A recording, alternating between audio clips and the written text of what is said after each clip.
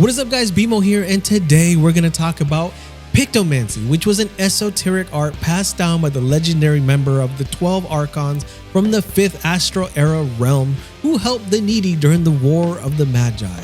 This job works in the medium of mixed ether, wielding a specialized brush to render their imaginings into reality. So basically it's Black Mage meets Okami, and it's really cool, but we're not here to talk about all the things that are just cool about it. We're gonna here dissect this thing and figure out what kind of class and job is Pictomancer, and is it the job for you? So of course the classy way to start this is by checking out the role and utility that Pictomancer has to offer. So when it comes to role flexibility, how well does it perform?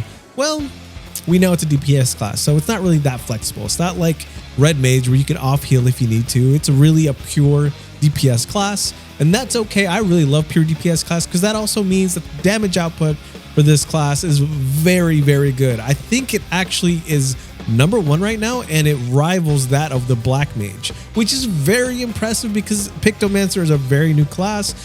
However, Final Fantasy XIV does have a history of making their new classes a little bit more powerful, probably to entice the new players to check out the new class. They did this with Reaper, they did it with Samurai, so this is not a big change. I am surprised that Viper doesn't actually do more damage than it currently does, but I'm sure that'll change probably in a couple patches or so. The second really cool thing that Pictomancer brings to the table is Starry Muse. Now, if you don't know anything about Pictomancer, you basically cast your motif, which is activating your canvas, and then once you activate your canvas, then you can produce a muse, in this case Starry Muse. And what Starry Muse basically does is it puts a little circle around everybody, and everybody within that vicinity then gets a 5% damage buff.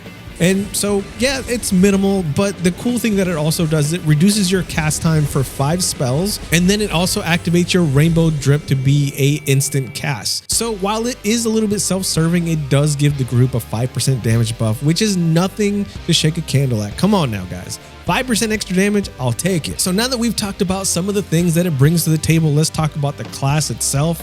And how does it do in damage? When it comes to damage, it is S tier. It is top notch. I don't think there's another class right now that can out damage it because it just does so much raw output. It's great if you like seeing big numbers, if you like seeing a lot of damage. This is the class for you. As far as complexity and skill ceiling, it does seem to be a pretty simple class. I made a macro guide, and I'll link it here down below that I need to update for a level 100 Pictomancer, but it does produce some pretty simple basic ways of making the class work with macros. Now, I am a big fan of macros, but I believe it should not take away from the way that you operate the class manually. So this is more to simplify the process, not to make it just a, brain dead job where you're just mashing one button. So I don't want to take away from that. Now, there are some cases where you can just be brain dead, mash a button, but that's not my overall goal. My overall goal is just to simplify the process and make the class easier to use. And can we talk about that slide, that electric slide, that gap closer that seems to be so good? I think it's the best looking gap closer in the game. Okay, yeah, Pictomancer has a gap closer. And it's called Smudge, not Slide, but it's electric. So you might be wondering, Bima, what do you think of Pictomancer? And I can tell you, I think it's great.